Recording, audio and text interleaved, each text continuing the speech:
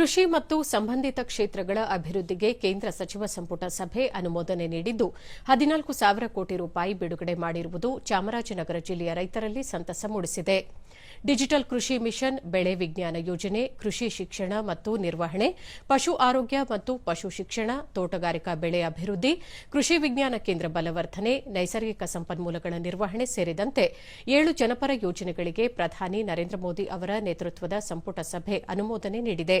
ಈ ಮೂಲಕ ರೈತರ ಆದಾಯ ಹೆಚ್ಚಿಸುವ ಗುರಿ ಹೊಂದಿದೆ.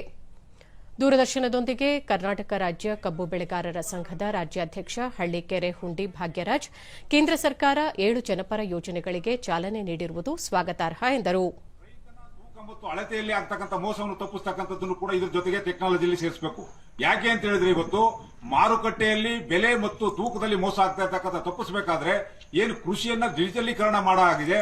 ಈ ಡಿಜಿಟಲೀಕರಣದ ಜೊತೆಗೆ ತೂಕ ಮತ್ತು ಮಾಪನ ವ್ಯವಸ್ಥೆ ಒಳಗಡೆ ಮತ್ತು ಬೇರೆ ರಾಷ್ಟ್ರಗಳಿಗೆ ಇದನ್ನ ಎಕ್ಸ್ಪೋರ್ಟ್ ಮಾಡತಕ್ಕಂಥದ್ದನ್ನು ಕೂಡ ತರಬೇತಿಯನ್ನ ಯೋಜನೆಯನ್ನ ಕ್ರೋಢೀಕರಿಸಿದ್ರೆ ಅನುಕೂಲ ಆಗ್ತದೆ.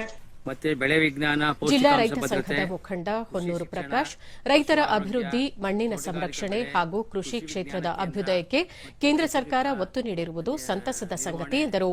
ಎಲ್ಲ ಇವತ್ತು ಏನು ಕಾರ್ಮಿಕರ ಕೊರತೆಯಿಂದ ಮತ್ತು ದೇಶದ ಅಭದ್ರತೆಗೆ ಮತ್ತು ಏನು ಭೂಮಿ ಹಾಳಾಗ್ತಾ ಇದೆ ಮತ್ತು ಪ್ರಕೃತಿ ಕೋಪಗಳಿಂದ ಏನೆಲ್ಲ ರೈತರಿಗೆ ನಷ್ಟ ಅನುಭವಿಸ್ತದೆ, ಇದೆಲ್ಲವನ್ನು ಡಿಜಿಟಲ್ ಕೃಷಿ ವಿಜ್ಞಾನ ಅಂದ್ರೆ ಬಹಳ ಅನುಕೂಲ ಆಗುತ್ತೆ.